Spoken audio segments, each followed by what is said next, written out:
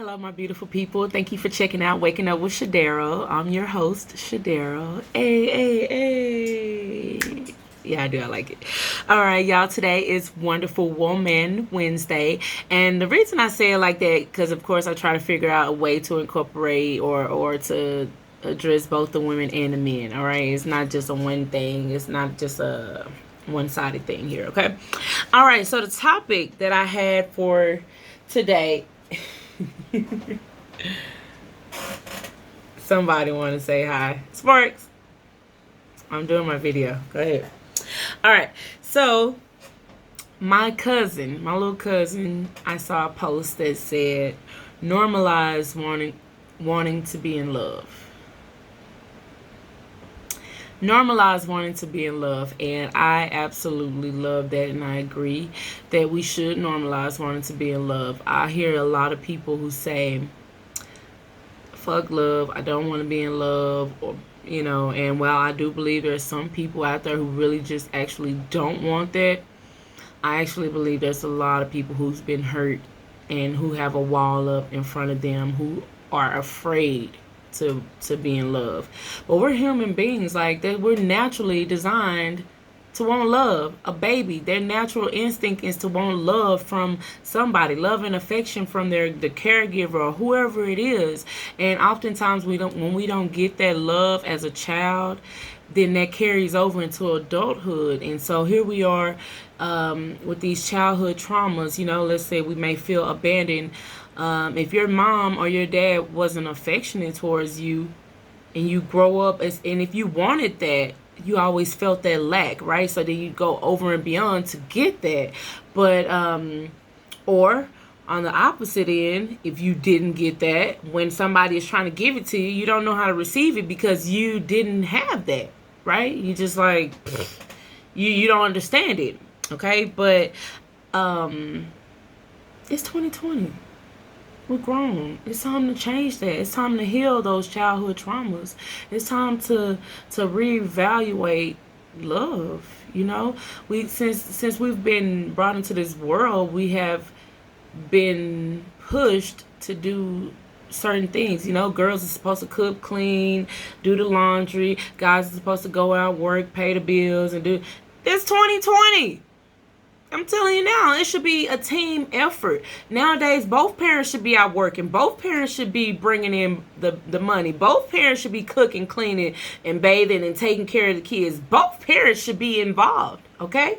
Now, I understand some people, they prefer to be the stay-at-home people and the other parent go out, and they may prefer to be the provider. To each his own, I'm just saying, okay?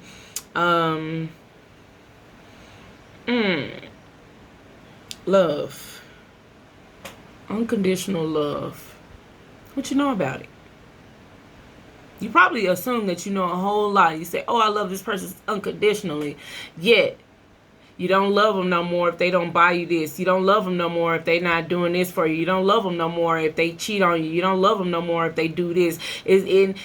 That's called love with conditions. To love somebody unconditionally, just like the parent has that unconditional love for their child, that means this is love without limits. It don't matter what you do. Now, that don't mean you have to be a fool for them and put up with they crap. That just means you have an unconditional love for them. I want y'all to research that and really find out what the heck that means, because we don't know, and I'm not going to beat myself, talk myself blue and black trying to get people to understand it. But there is a difference between having unconditional love for somebody and having love with conditions, okay? Oftentimes we get into these relationships and we're just in them. We're going from one person to the next person because we're looking for something that we haven't found yet,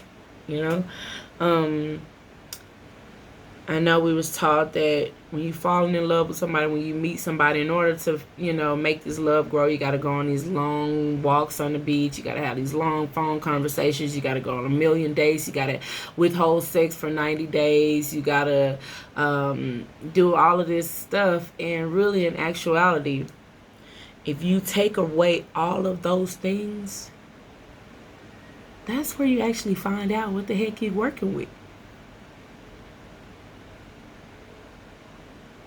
That's that's where you find out what you're working when you get rid of all those things. I'm not saying that you can't do those things, but think about it. In the beginning, most of the time we get in these relationships and we do this stuff, right?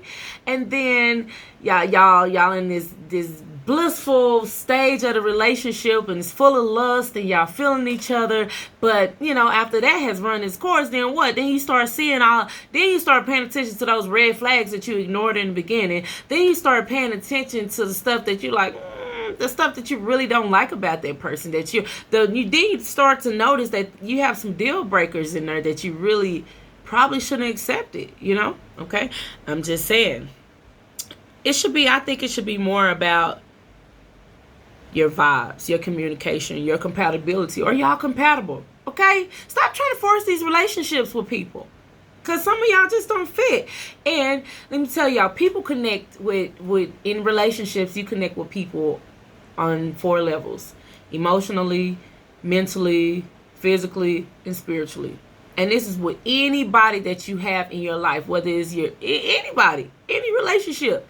That's why you can connect with somebody one way and have a totally different connection with somebody else. You may connect with somebody mentally, physically, emotionally, but y'all don't have that attachment spiritually. You could, and whatever. You get what I'm saying.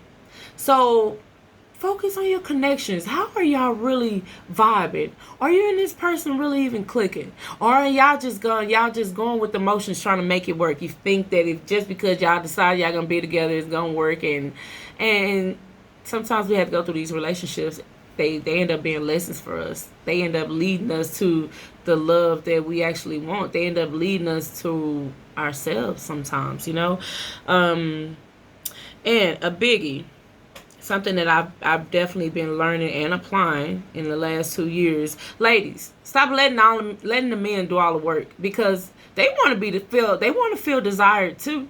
And that's why they end up cheating, because you have too much pride and you feel like, oh, I ain't doing this, I ain't doing that. And what he do? He gonna run and get another woman, and who don't care? That side chick who about it because she really just reaching, she really want his love so much that she gonna be willing to put up with being that side chick, and all for the sake of having him. Men, stop playing with these women. Stop playing with their heart, man. Because y'all got a lot of heart too. Y'all, I know y'all been taught to be strong and macho, but dude, cut it. Okay? You cannot be hurting all these women, because it's dangerous. It is dangerous. But it's really not called for. Don't stop hurting people, because y'all got daughters, mothers, sisters, nieces, and you'll flip out and have a fit and be ready to fight and kill if somebody did it to them. Now, be honest. If you're going to be out here having all these women or whatever, be honest. But I'm going to tell you something. It's a reason you're going from all these women, and it's not because you want to be a player. It's because really you scared. I said what I said. You scared. And truthfully, a lot of us are out here scared. We scared to love. We scared to put our walls down. We scared. But I'm going to be the one to tell you that if you got somebody in this world that you love, that you want, that you desire, make it known to them. Tell them. Show them. Put that pride and that ego to the side. Okay? Because let me tell you, the ego lives in the mind. That's you got to scratch that ego. But when you follow your heart, when you listen to your heart going to tell you the truth. It's going to tell you the truth. Okay? All right. I do believe I have hit everything that I wanted to say. I love y'all so much. Thank y'all for checking out Waking Up with Shadera. Peace, love, and light. Hey.